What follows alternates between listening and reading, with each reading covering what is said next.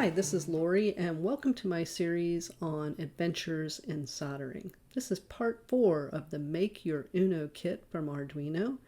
We're not going to do any soldering in this episode. We're going to do some basic Arduino programming to use our synthesizer shield and make some electronic music. We'll start in a little simpler place than the test program that we ran in part 3 to make sure our shield was working. Now we're going to do some more basic coding so we can build up our skills in music programming. I'm going to lean really heavily on a website I found after I got done with the test program I mentioned in part 3. That felt like a really advanced program and it wasn't really even designed for our shield, so I was a little disappointed in kind of the coding part of this project and the information on the Arduino site to use it. So I started Googling around, and I luckily found this website that has a lot of great information about doing electronic music.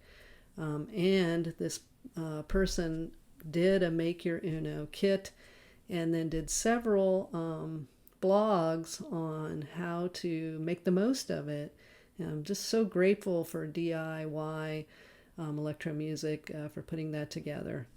So I just clipped a little bit from that site. I'll have a link in the description to the site, and includes YouTube videos showing you these things as well.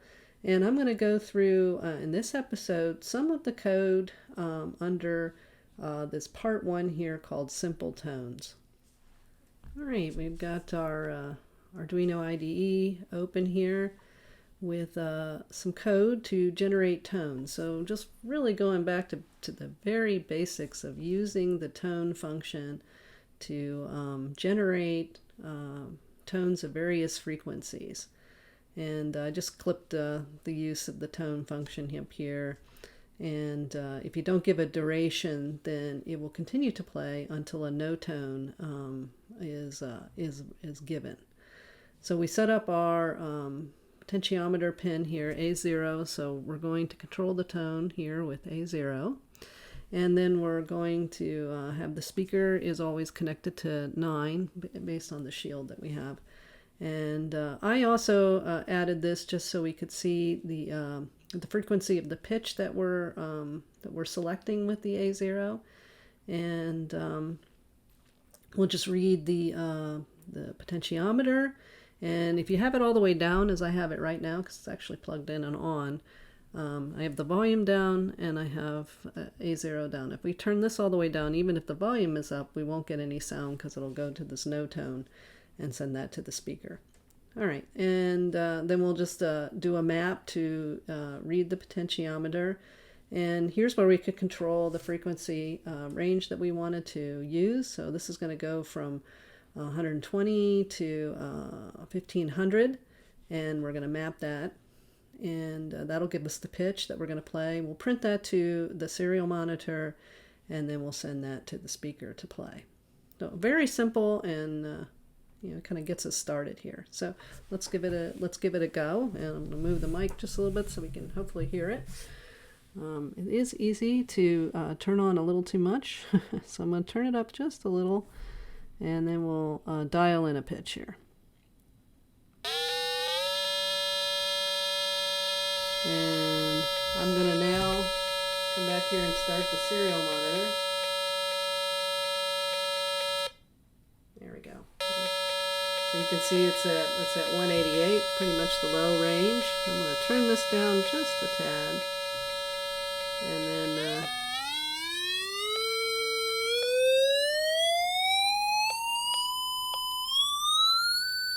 ooh.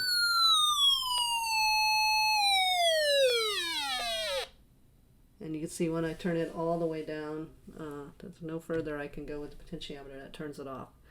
And some of you might be saying, thankfully, that's off. It's a little piercing. It's not like playing a nice, gentle, soft guitar or something like that. But yeah, that's just how we play tones, giving frequencies and sending it to a speaker on an Arduino. So that's a good thing to know, and that's kind of where you want to start, I think. So that's the very basic program that we can use. Just one of our analog pins there to control the pitch. We can take that tone generator sketch and DIY Electro Music improved it by defining specific notes for us to slide through the scale, so we don't get that kind of you might want that sound, but so we have that first script. This one actually slides through the specific frequencies of notes in Western music, I guess, and so they're defined here, and I've seen this. I did some projects with a jukebox on a Pico, where I defined. I had a dictionary that had all these in it. I don't have that that kind of construct here in Arduino code, so probably the way to have handled this would have been to put it in a header file. But I think DIY Electro Music wanted to make it very simple so that everything's self-contained in this code, and I think that's a wise idea since we're really just trying to get our feet wet here with electronic music. So we'll define all the notes, kind of starting at the low end of frequencies, and you can see it keeps going up and up and up all the way up to almost 5,000. So that's pretty high note. And then we'll just create kind of an array here of the notes, and that way we can slide through the array in our loop.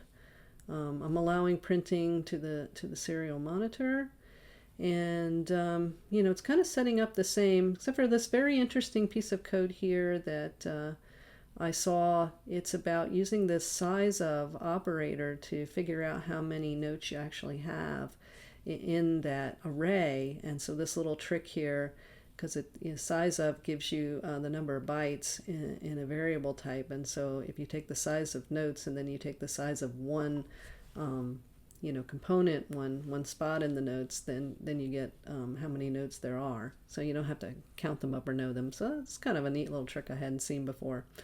And then same thing, we're going to read the potentiometer, and if it's down at 0, we're going to leave it there. But now when we slide through to get the pitch, as we move our potentiometer, we're going to move through a number associated with the notes array, and so that's what we'll print, or we'll play, I should say.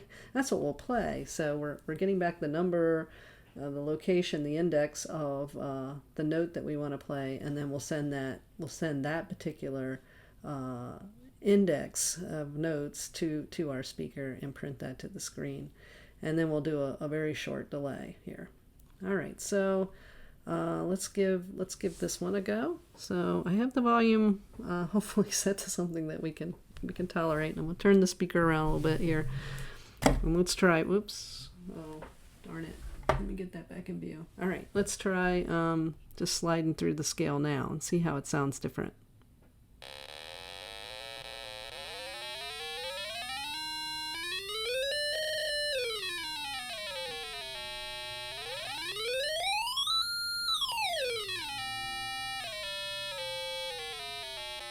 And you should be seeing the frequency that we're playing showing up in the serial monitor as well.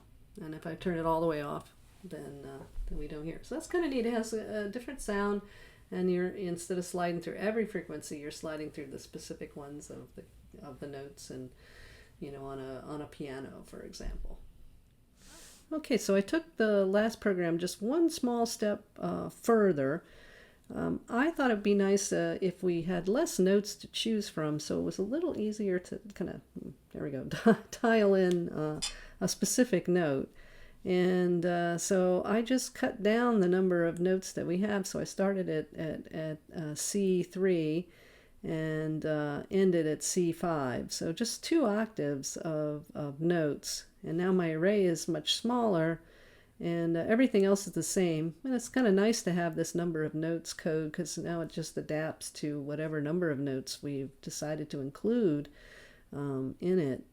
So everything else is the same. So let's adjust so we can hopefully hear this. And now when we go and dial, we should hopefully see that. And let me turn on get the serial monitor up so we can watch the frequencies go by. Yeah, I like that a little bit better. See, I can actually go right up the scale. That's the highest one. And if you go really fast, then you get kind of an interesting sound. You can get that whoa. Anyways, I thought that was kind of fun. And now let's move on to a little bit more functionality. Well, now we're going to do some code that will allow us to play a song. So the only thing we're going to use from our synth shield, really, besides our speaker, is a pin, one of our potentiometers to control the tempo in this one. So I took this code directly from DIY Electro Music, so nothing here that I've added to it. So the tempos, we can go between the frequencies that we've seen before, and then here's the song, and it's pretty long, as you can see. So that defines the song. It's going to go through this array and play each of the notes in order, and it's going to keep track of which note it's playing using this variable here, and knows how many notes we have in our song using that. Now, the only thing that's maybe a little simplistic about this program is just that every note will be played for the same duration. Yeah, it'd be something to add to it, to add the duration as well to this program. That would be a fun add. And I did something like that when I was working with the Pico. So, but it'll be different in Arduino code because it was pretty simple to do with the Pico and Python, MicroPython. But anyways, I digress. So in our loop, we'll read the tempo and we'll go between our min and max tempo. And if we've gone through the whole song and the playing note is now greater than the number of notes, we'll turn the speaker off and we'll end the sound. And we'll wait 5 seconds before starting the song again, restarting playing note at 0. And if it's at 0, we're going to turn the speaker off. Otherwise, we're going to keep progressing through the song and incrementing playing note by 1. And then here's a slight delay that will control the tempo of the song, and a little explanation about how the tempo is calculated. All right, so let's, I have it in there, but I'm going to just kind of load it so we can see it go from the start. So I'm going to go ahead and load it and then adjust the sound. And so that's pretty slow. So let me speed it up a little bit.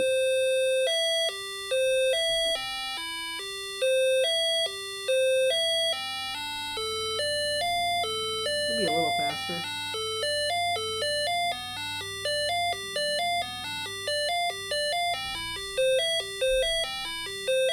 I think you might recognize that one. Maybe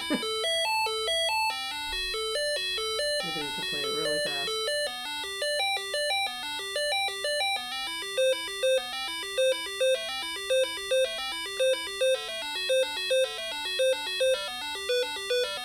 Wow. Alright. You can see it's a pretty long song. So we'll turn it down. And that's how we can play a song with our synth shield. Well, this will be the last piece of code that we'll run on our synthesizer in this episode. So, well, it's a redo of that 4-step sequencer that we did as the test program in part 3, which was pretty complicated to understand. And this is I think the way that this was coded is much simpler. So we'll set up some variables here at the start, and first off is just setting up all the potentiometers, and you'll notice that that the sequence will go 1, 2, 3, 4 as we play the 4 notes. 1, 2, 3, 4, the way that it's set up, which maybe is a little more natural. And then the tempo pin will be 4, and the speaker and so forth. And then just sometimes potentiometers don't always give a real 0, so you can You can adjust, what is your potentiometer reading? What can your potentiometers read? So 4 turned out to be a pretty good number. Seems to work for mine too. Here's the tempo that we used in the song, and then here's all those frequencies again. I didn't clip them out, but I did cut it down so there was a smaller set of notes that were sliding through to select notes, because I think it's hard to get anything that kind of sounds okay if you have so many notes to choose from. It's just hard to dial in a note. So I cut it down quite a bit here, but because we're using that nice piece of code to figure out how many notes we have, it's fine. And then we're going to use playing note to go between 0, 1, 2, and 3, the four notes in our sequence, and we're going to loop through those over and over and over again in our setup here, in our loop. So we'll start off at 0, and then we'll read the tempo pin first to make sure we know what the tempo should be, and then we're going to decide what to set the playing note. So if we're greater than the number of pots, then we're going to cycle back. So we're going to advance the playing note around, but if we get to greater than 4, then we're going to loop back to 0 again. All right, so we'll read as we're going through. Playing note will control which potentiometer we're looking at. So then we'll read that potentiometer, and then we'll decide what to do. So if we're less than the min reading, then we're going to turn that particular note off. Otherwise, we're going to map the potentiometer value into one of our notes in our note list and send that to the speaker. Then we're going to have a short delay to get a certain tempo, and then we'll advance to look at the next potentiometer. So that's what playing note means now. It means which potentiometer we're looking at. So we're looping through the 4 of them over and over and over again to the tempo. So so much simpler and so much easier. What a beautiful piece of code. All right, so I have it loaded. So I'll turn on, and I've kind of got the tempo kind of midway. Let me turn this around so we can hear it. Let's add a note like we did for the test. So now we got maybe a low note here, and maybe I'll do a little bit higher one for the second note.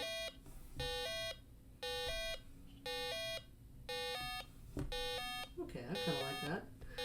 Let's add in a third note.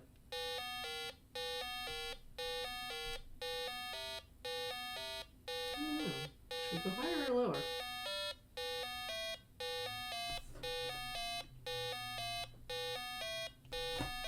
Kind of like that. Let's add a fourth note in, maybe a higher one.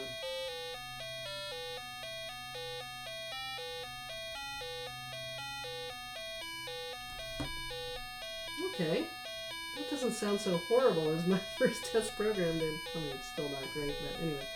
And then let's speed it up.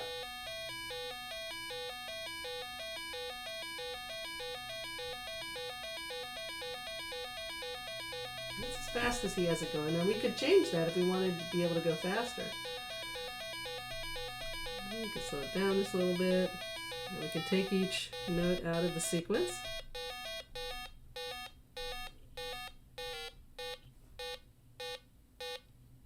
And then they're all off.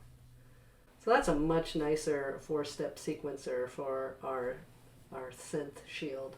And very thankful for DIY Electro Music for helping us learn how to use our Make Your Uno kit synth shield. So much better. Now, there'll be 2 more episodes in this series. This was turned into quite the project, and this is why I kind of postponed it. I really wanted to solder this project well, because I knew it would be fun, and I knew there would be a lot, I hoped there would be a lot to do with it. So in the next episode, I'm going to show some soldering again. I'm going to solder the Adafruit shield that I got to add GPIO pin access to our Arduino on the bottom, since with the synth shield in we can't access it, at least the way that I put it together. So I'm going to show soldering that shield, and then in part 6 we'll do some programming where we add some GPIO stuff, some other components to our synthesizer. All right, well, thanks for joining me on this journey, and as always, thank you for watching.